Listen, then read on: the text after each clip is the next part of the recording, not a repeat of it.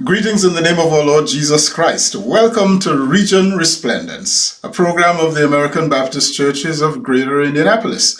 I am 𝗥𝗲𝗴𝗶𝗺, Executive Minister of the region and your host for today. The American Baptist Churches of Greater Indianapolis is one of the 33 regions of the American Baptist Churches USA and Puerto Rico, and is comprised of approximately 15,000 members in 38 congregations in the city and suburbs of Indianapolis, Indiana. Of those 38 congregations, 14 are of European ancestry, 8 are of Burmese immigrants and former refugees, 7 are of descendants of enslaved Africans, 4 are of Central and South American immigrants, and 4 more are blended or becoming blended, and 1 is comprised of immigrants, former refugees of the Democratic Republic of the Congo, Burundi, and Rwanda. And I, of the Caribbean origins, have the honor and joy to serve this region. We call our program Region Resplendence because we are a tapestry of God's diverse peoples, teeming with God's beauty, resplendent in God's color and brilliance, and set forth in America from all over the world to shine for God's glory.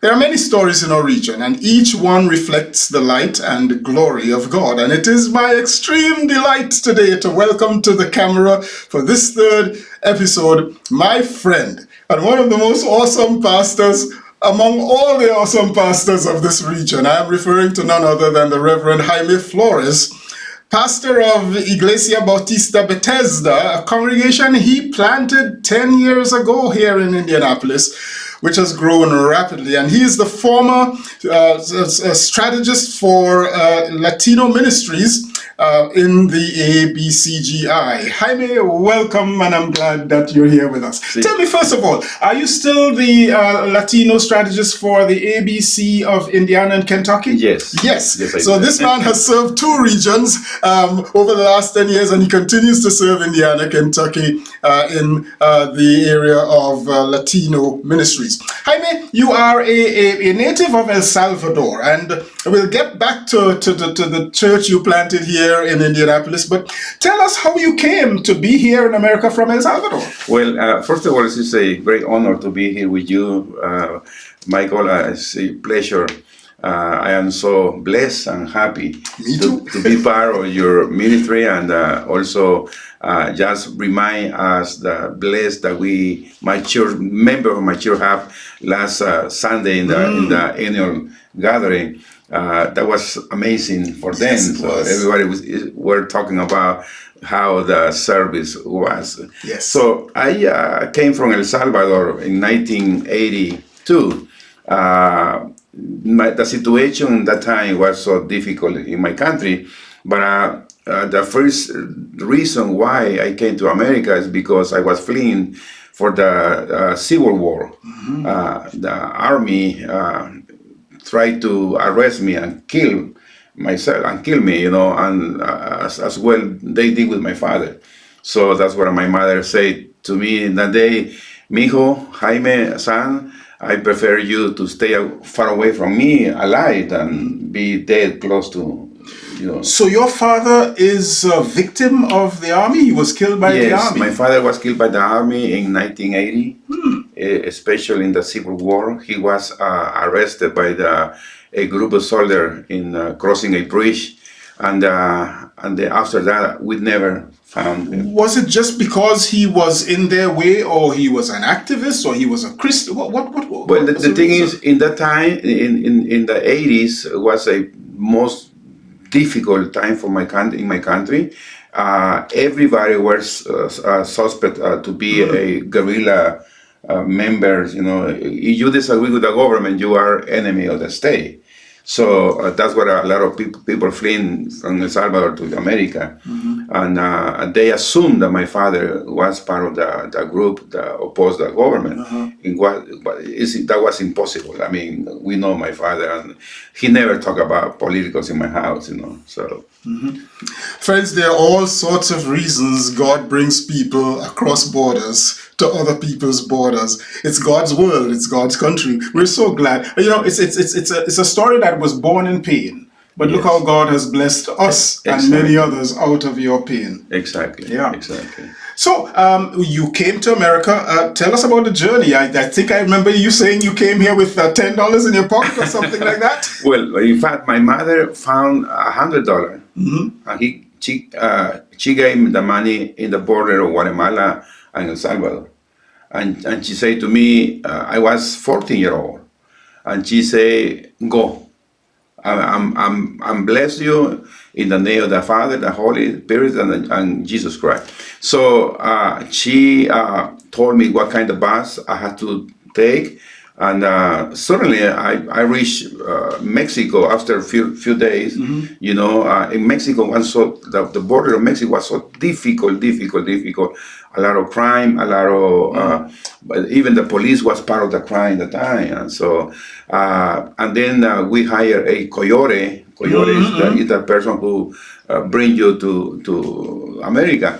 So some people will call them traffickers. Exactly. So he took the money from us, and he led us in the Mexico City, a huge monster city, without money, without nothing. And he said, he took your $100. He took my money, whatever I have left, and from everybody. There were a group of like 10, 12, I remember.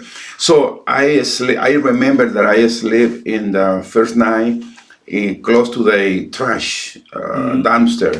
And the next day, one lady with a little girl were passing that, and she said to me, "Can I help you?"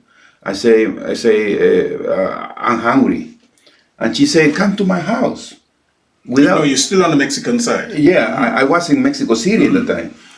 Come to my house. She have a little daughter, I believe a 6-year-old daughter, and she took me to her house.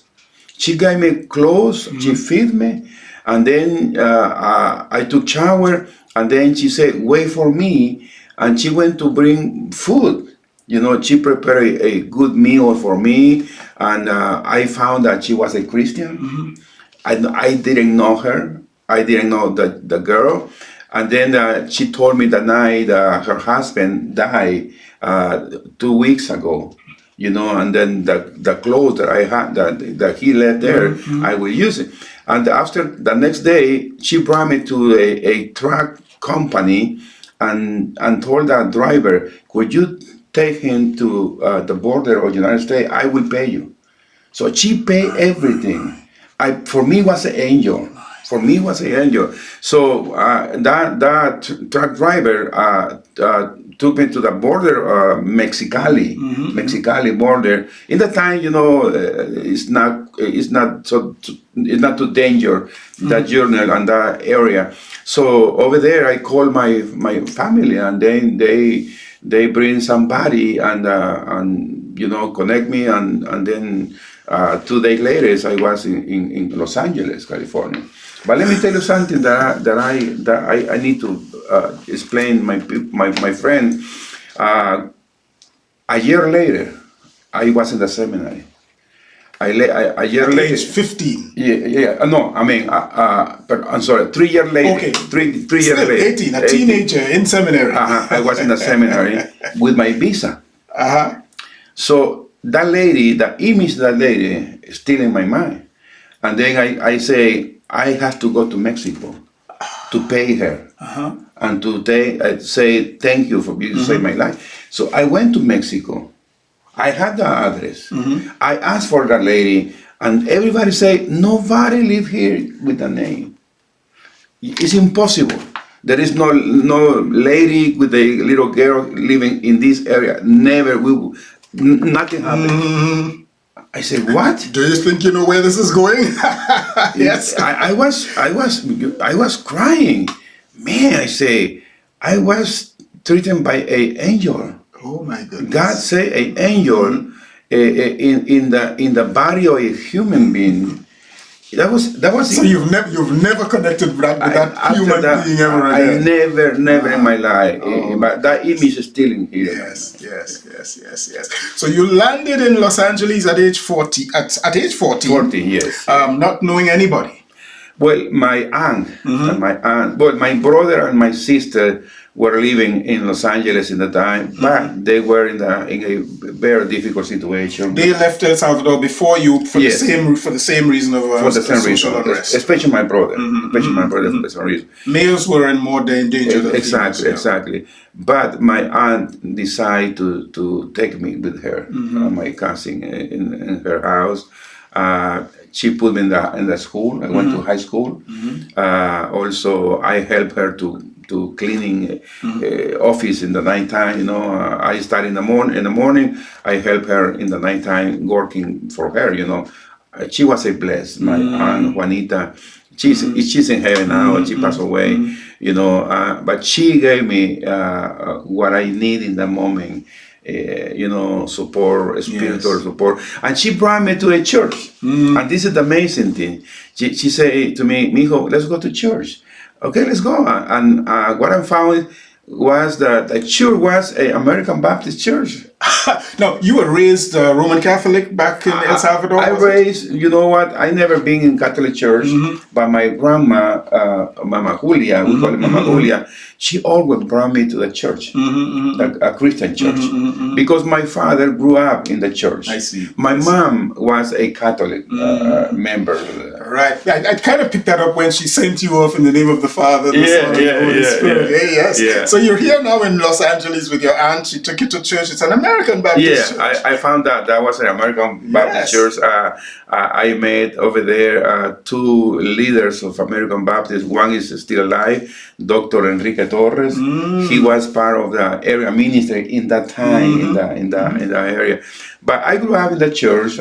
So from that church, I went to the seminar. You know, I give testimony in the church. I grew up in spirituality and faith, you know, and then I will tell you later how that called me. Well, so you went straight from high school to seminary, is that it? Yes. There's a true brother in the faith. So I graduated high school on the 12th of July, 1977, and on the 29th of August, 1977, I was on a flight to Bible school. The rest is history. The true brother. Well, tell me. So you were raised in a Christian context, but you came. Tell us how you found true faith and discipleship in Jesus Christ. Was it through your connection with your aunt in Los Angeles and that American Baptist church at the time? Well, let me tell you this. I know the time it will be short, but go right on. My grandma Julia. The thing is, in my house, my father believed in God, in Jesus, and my mother was a Catholic. My mother said to us, "Go to a Catholic church." My father said no. When my father say, "Hey, go with my mom to the Christian church," my mother say no. So we grew up without church, but because I was so sick, I was a sick person when I was a little child, all the time in the hospital, medicine, blah blah blah, with a brain something like that tumor. So I was a special child for my mom, my grandma. Every time she came to visit us, the first thing that she does is hug me, kiss me. For her, I was the special child. She don't allow my father or my mother to beat me, or because I was so weak and so need of love. So she brought me to church. When I was 8 years old, I was so sick in the hospital. Doctors say he will die soon. And then my father and my mom decide, well, if he will die, I prefer he die in my house. So when my grandma heard that her favorite child will die, she came from the mountain where she lived, and she said, no, he won't die. I will pray, I will fast, I will move from this room until God do the miracle. She was there for 5 days, praying. After 5 days, she called my father, Pedro, Jaime is okay, feed him. Buy a chicken and make him a soup. I start to eat and to get. But my grandma say this, Michael. Say, Lord, if you bring my son back to me alive, I give it to you. I promise you that he will serve you as a pastor. That sounds like something out of the Old Testament. Eh? I was 8 years old. Yes. She made a commitment without asking me if I'm okay or not. But she made a commitment with God, and God heard her prayer. So, and then after 3 years, I get well.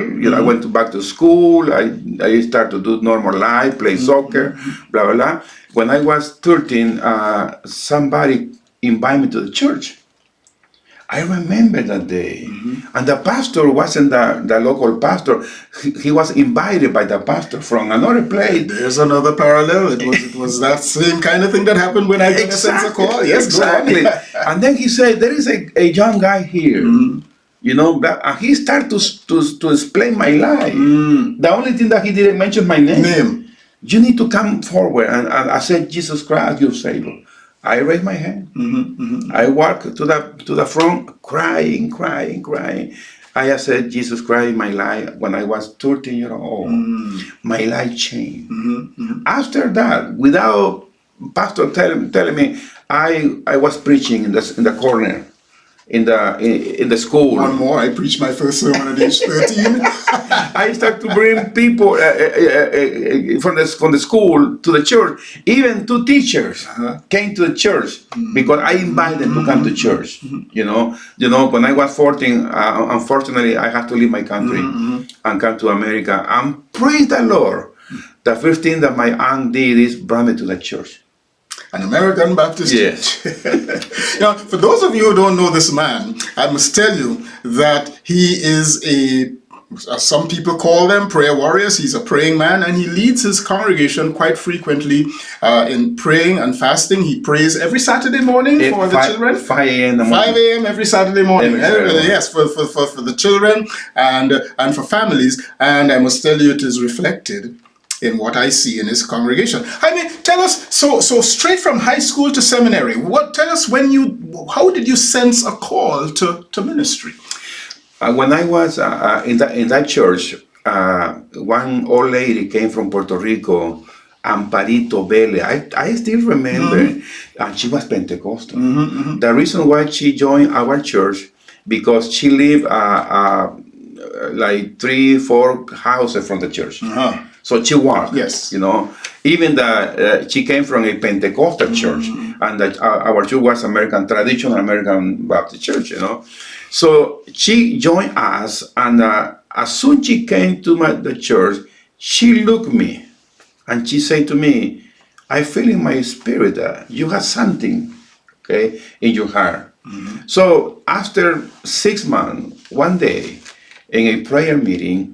I love prayer meeting. I love prayer group time. I was praying in the pulpit, and one lady came to me and laid her hands in my head, and she started to speak in tongue and say my name. Say, Jaime, I call you to become a pastor. You will be prepared, and prepare for something big. My heart was burning in the time. My whole body. I couldn't stand. I couldn't, I was working in that time. I was in the school in that time. I was enjoying my life as a church member, school, job, family, But something in my heart started to burn, preaching. In that time, I was undocumented. I didn't have legal paper. So I applied for many seminaries. Even with the American Baptist Church, I went there with my pastor. My pastor supported me 100%. Nobody wanted to hire me as a student because I was without visa, without paper. The only seminary is a conservative Baptist theological seminary in La Puente, California, with only one condition. They say to me, well, we accept you, but you have to go back to El Salvador to get your visa. And we will help you. Okay. We will give you the papers, and you go there. If they don't give you the visa, it's not because us. It's because you. I didn't have nothing. I didn't have money. I didn't have a university in El Salvador. I didn't have a bank account. Nothing. But by faith, believing in God was called me, I went to El Salvador. In fact, the church helped me, and they pay only one-way ticket because they think that wisdom, perhaps. because they think that I never will come back. So when I arrived there, I didn't eat. I ate fast 2 days and pray. So when I reached my time to see the counselor, there is 3 ladies in front of me with a beautiful dress, with a lot of paper. They own half of El Salvador. One of that lady were wife of a army guy, you know. In my human thing, say, well, they have money, they will give the visa, and blah blah. And what they say, what I hear, they deny the visa. Those 3 ladies with a lot of money. Pastor Michael, I didn't bring nothing. Just my letter from my church, my pastor, and one teacher gave me a beautiful letter saying how I was in the school when I was over there. And then I remember the counselor, who was an African American, said, "Why do you want to come to America?" I didn't mention that I was there. You know, say, "Why do you want to come to America?" I say, "I want to help the youth who are in gangs, who are in drugs. I want to help them. I have in my heart desire to bring them to Christ." I asked the visa for 2 years. They gave me for 5 years visa. What? Go. You've been approved. But, you know, you had the visa. I couldn't believe. You know, and then say, come back later, you know, for your passport and your paper and go there and stay and preach the gospel and blah, blah, blah. So, and then I call my pastor, hey, they gave me the visa. What? Send me copies. And then we will send you a ticket. That was my next question today. Send you the ticket to go in and be there and say, what an intriguing story so far. We're talking with the Reverend 𝗥𝗲𝗴𝗶, former El Salvadorian and still to his bones an El Salvadorian, current American, current pastor of the 𝗥𝗲𝗴𝗶 𝗵𝗶𝗺𝗃. What an intriguing story. We're going to take a break and we will come right back to you in a moment.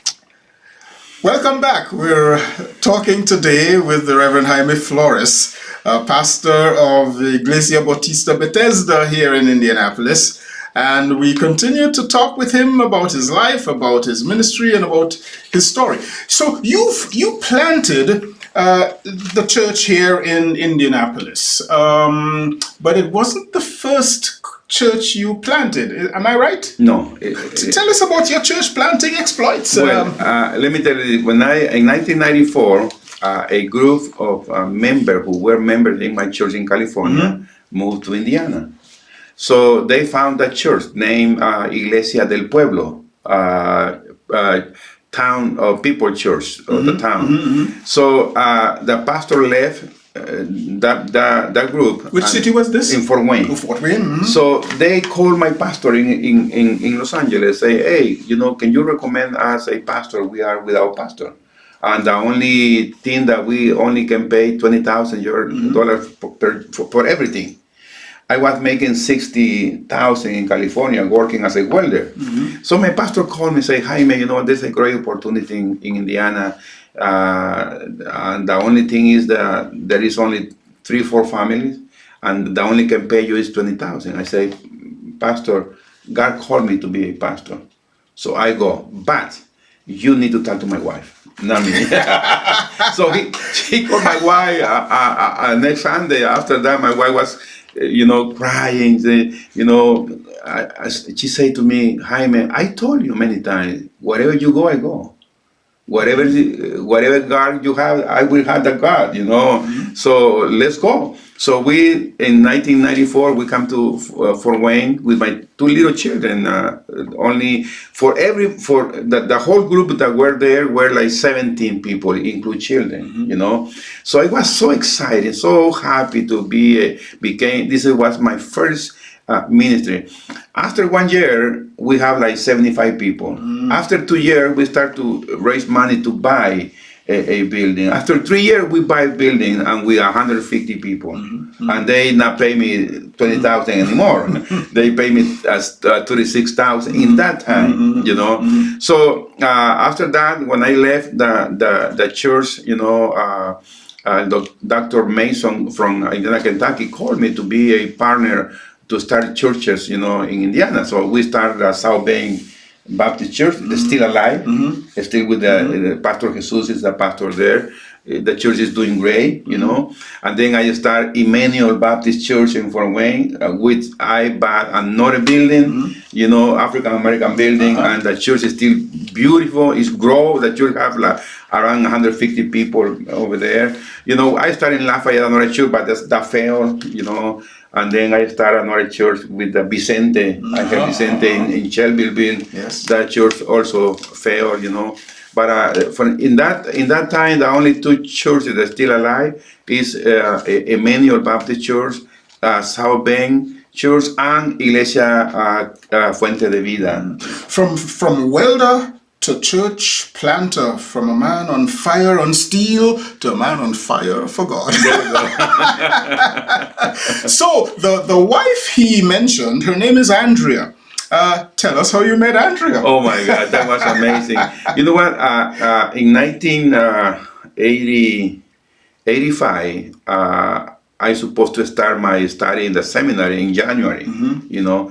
But something happened. I went to see my sister in San Francisco, and she offered me a little job to raise a little bit of money for me in the seminary. In the seminary, we will be full-time, you know, living there and work there and do everything there.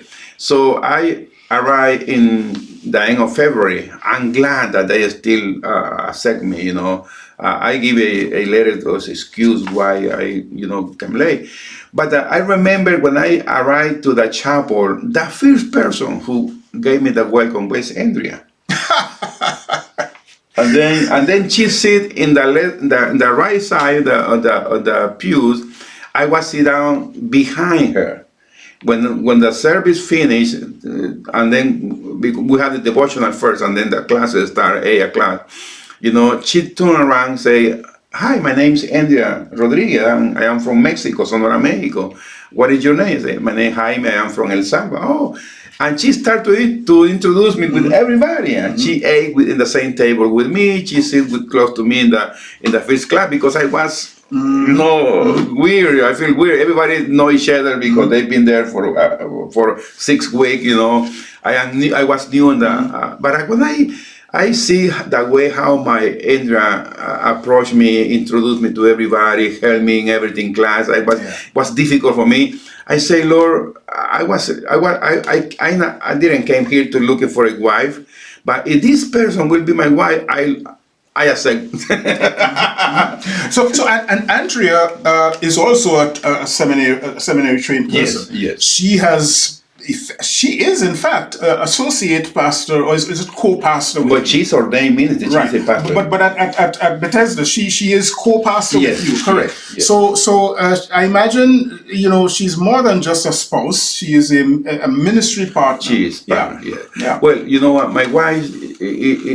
Let me tell you this with clear understanding. I don't want to offend nobody, no pastor wife. But my wife, when I met my wife, Andrea, she was a pastor. She worked with children, women.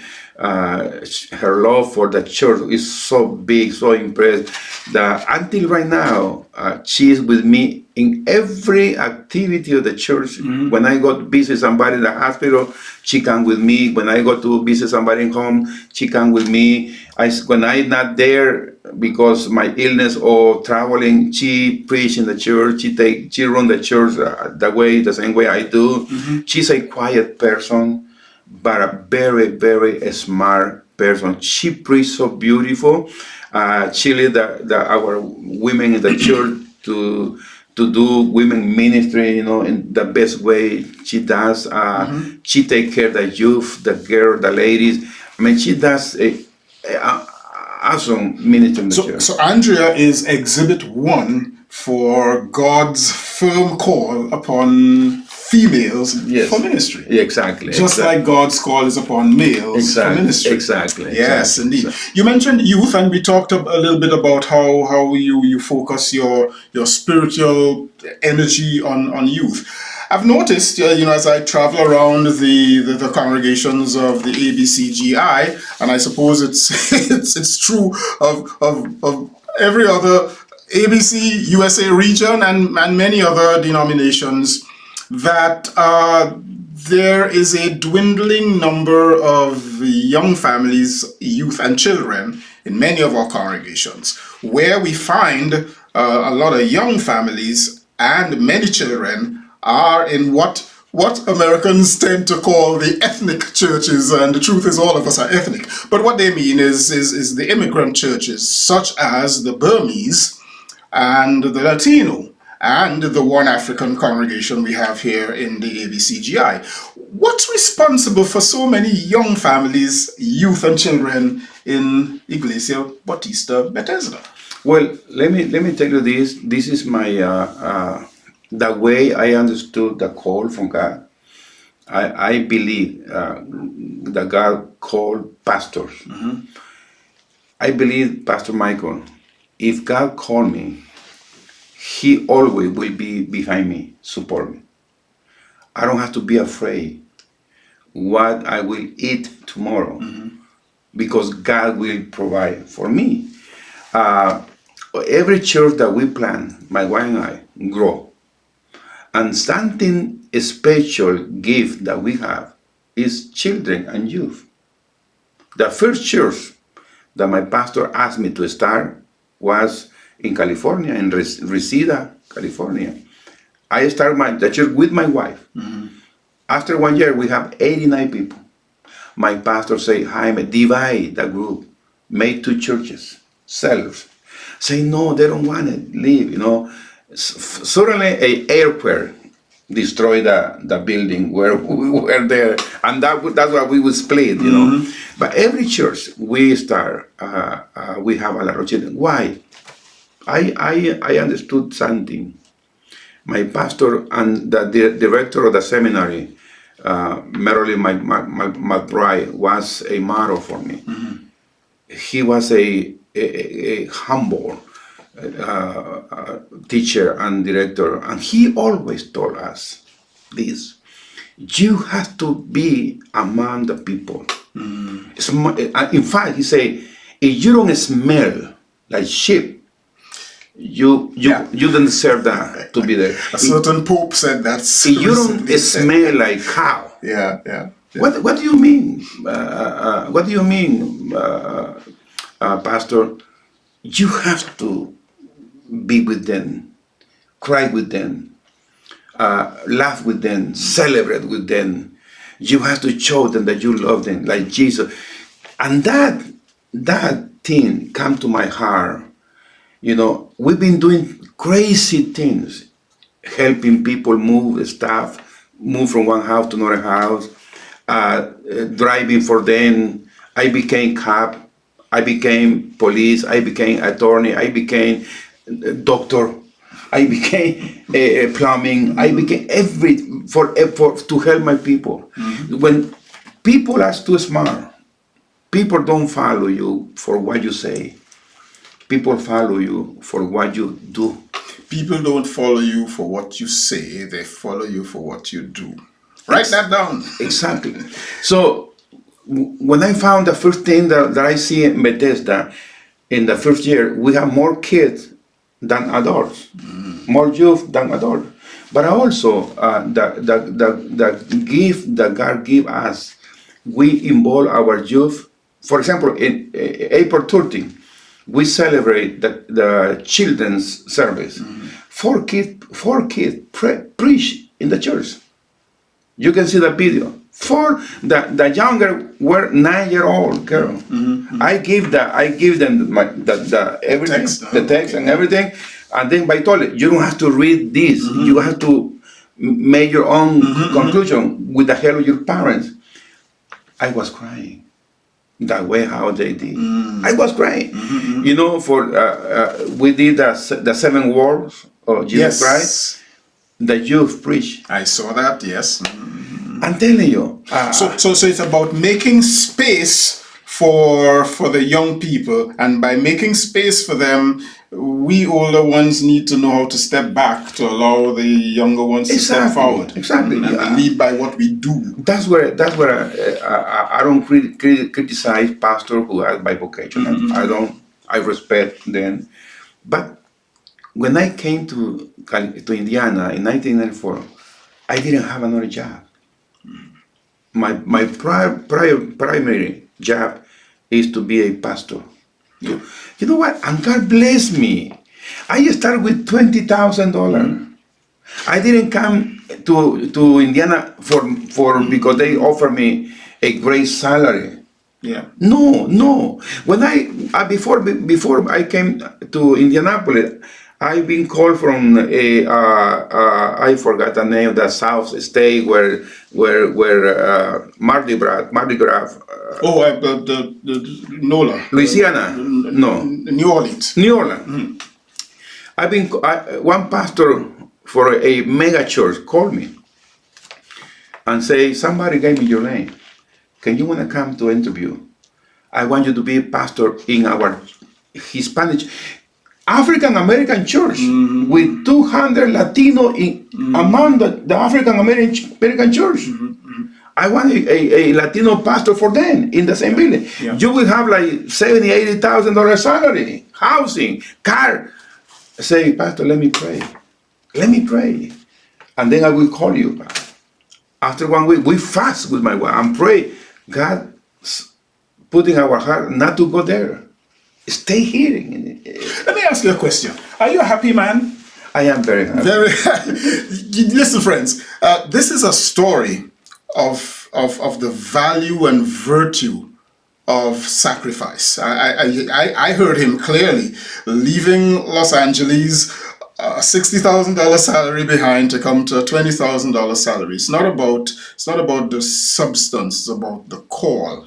And we all are blessed by the sacrifice.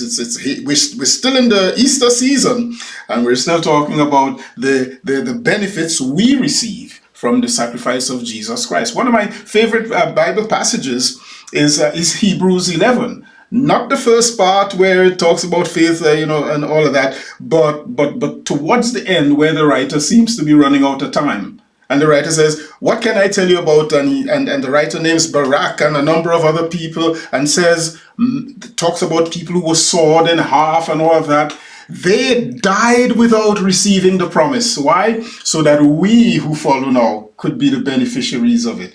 And so we're talking with Jaime, a man of sacrifice, whose sacrifice has blessed the lives of many people. Sometimes I call you and you're in Chicago, or you're in Miami, or you're some city far away from Indianapolis, and you say, I'm in court, but it's not because you're a defendant or you're a criminal. What's going on when I call you and you're in all of these different places? Well, like 5 years ago, I started a program in the church calling Walking with the Immigrants. And everything started with a family. Aleli and her two beautiful teenagers, came from Honduras, fleeing from the violence in Honduras. In the time there were a program, when you surrender to the INS office, they granted a special program so you can see the judge here in court in the United States. So they sent her to Miami, but in Miami they couldn't find a job, they couldn't find nothing. They moved to Indianapolis, and somebody invited her to come to my church. So she came to my church with the two beautiful daughters. And something that she loved is the way how we receive her daughter. We hug her and say, Mija, I'm here as your father. Whatever you need, ask me. My wife said. One month later, say, Pastor, I have something to tell you. I have a call in Miami, but I cannot go there. What? You have to show me the paper. I called, nobody answered. You know what I say? Let's go to the INS office here. I went there. Thank God. a white guy, INS member, approached me and helped me. Say, can I help you? This lady have an appointment in 2 weeks in Miami. There is any way that you can help me to have it? He looked at paper, put in the computer, say, you know what? There is nothing we can do. If you don't go to Miami, you will be arrested as soon as possible. And then she was crying. I say, hija, daughter, don't cry. I will take you to Miami. How? Don't worry about it. Next Sunday, I told my church the situation. Can we raise a love offering to help a lady to go to Miami? We collect $900. I rent a USB truck. Another member helped me to drive. We went to Miami. Next day, we arrived there like 9 p.m. Her court was next day. I arrived early to the court. She was the last person that asked me. And then, Aleli, blah, blah, blah. And then I say, Your Honor, can I speak? Who are you? I am the pastor of this girl. We came from Indianapolis. We arrived last night because she's living right now in Indianapolis. And she didn't move the court, and she didn't call because nobody answered. And she said, and the judge said, what? A minister helping a member of the church without car, without English, and blah, blah, blah. You know what, sir? We will grant your petition. We are going to move her case from Miami court to Chicago court. But also, I will give you 2 years granted. And she can stay here without fear, and blah, blah, but you have to present your case in court. And this is the paper, and go, and good luck, and thank you, pastor. I never see a pastor helping a member. He said that.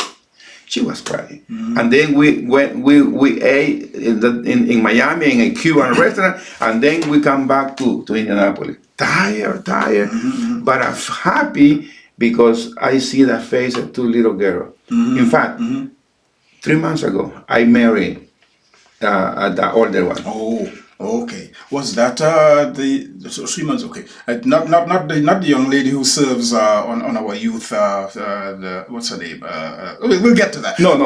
Okay, right. She's living in Utah right now. She's studying over there. Oh, okay, good. You know, my grandmother, my paternal grandmother, she everybody grew up calling her Amma. I suppose because there was some little child who couldn't say mama, so we used to call her Amma. And the first pastor I ever had at that time was a British missionary, a white British missionary. And when this missionary went back to England, they interviewed him and they wrote an article in one of the publications that the BMS, the Baptist Missionary Society of London, had at the time. They had a picture of my grandmother, and the headline of the article was "Everybody's Grandmother." I tell you that story because this man is everybody's pastor. Oh, I forgot to tell you a very, very emotional thing. In 1994, when we arrived in that church, there was family. They were a family there with 2 families with 3 beautiful 2-year-old, 3 and 4-year-old girl. So in the last 10 years, they called me. I say, Pastor, can you come and marry me? You know what? I arrived in Indiana in 1994. I met those girls. They were little kids. Now they grew up. They went to the university, and they honor me. They honor me, do the ceremony over there in Fort Wayne. And they told me, you still my pastor. You know, it's a story of evangelism. We kind of close in age, and we would have grown up in an era where evangelism was, we declare the word and we give an invitation and you respond now. There's room for that, but what is more realistic is what you're epitomizing, the story of what you're telling, where you build relationships. You plant a seed, 3, 4, 10 years, 12 years ago, and it bears fruit 12 years later because of the connections we make with people. A couple more questions. So as an immigrant, as a pastor of immigrants, as a man who works with people, both documented and undocumented, and here I have to make the plug that being undocumented does not necessarily mean illegal. In every case, go do your research, please. What kind of challenges have you been facing as a pastor since this new administration in January? Well, the first thing that what I found, I told my wife, when I hear the executive order, deportation, separation, I was so sad, but I told my wife, let's approach our member with dignity and without, let's make them know that they are not alone. God is with them and we are with them. I don't care what the people will say about me. I am USA citizen now. Okay, it's a privilege for me to be a citizen, of this country. I know that 90% of my members doesn't have a legal document. I don't care. I don't care about they have paper or not paper, English or not English. I don't care. I care about their soul. I care about the family. I care about what God care about them. So we've been preaching about not fear. Don't be fear. Don't allow that fear control your mind, your soul, your emotional. Because you will continue doing your life, driving, working, do whatever you think you have to do. Just take extra care about your car, for example. If your car is not working, the light, because the police will see some excuse to stop you. In fact, one member or one relative or member of my church was stopped by the police 3 weeks ago because the back light of the truck wasn't working. So the police arrest her, not in the Marion County, in close to Jackson, not Jackson. No, I forgot the name. Meridian, another county. Okay. They arrest her and they put her in the ICE custody. And her sister called me that she was deported. She left 3 kids here. That's painful, So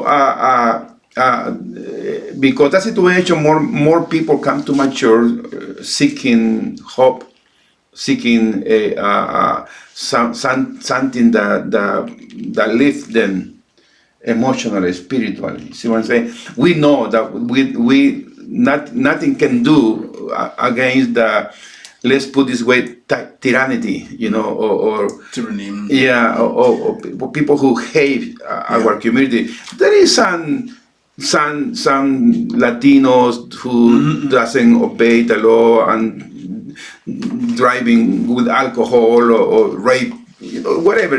But it's not everybody. Yeah. In my church, everybody is a honest person, working person, obey. The only problem that they don't have license. So here's a last question.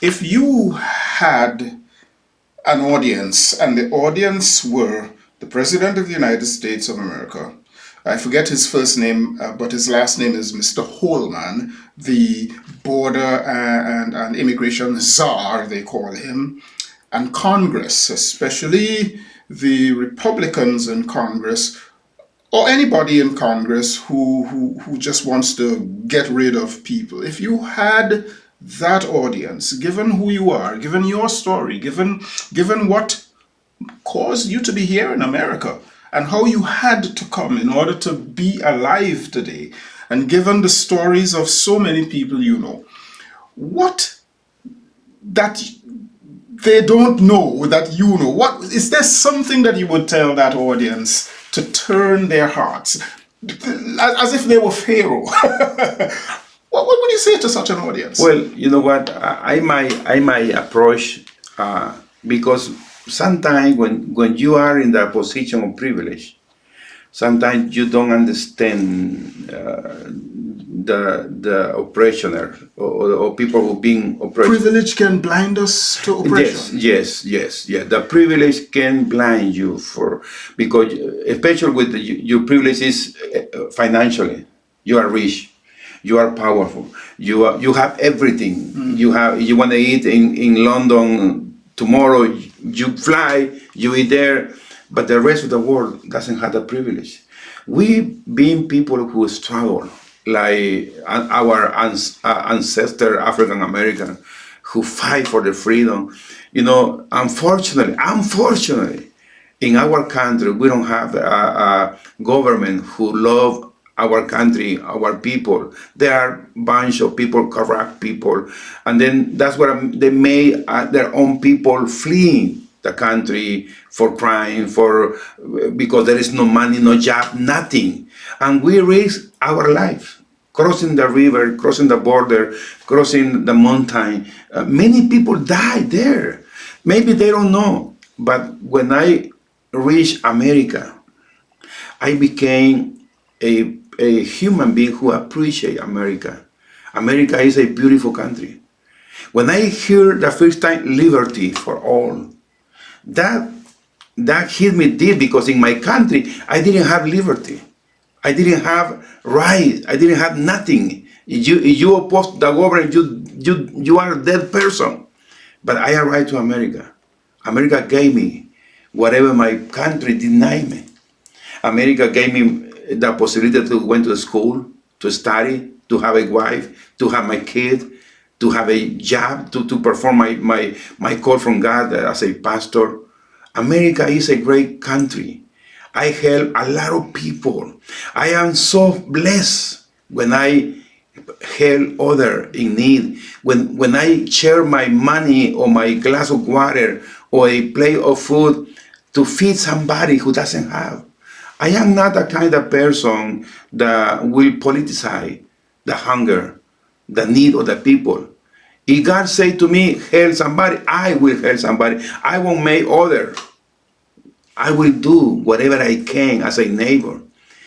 If I had the opportunity to share my testimony with those people, president or the Congress of the United States, I will let them know that the compassion is bigger, is the compassion of what God had given us, Jesus Christ, to die for us. Mm-hmm. You know, and also try to put your feet in my own shoes and see these shoes suffered before.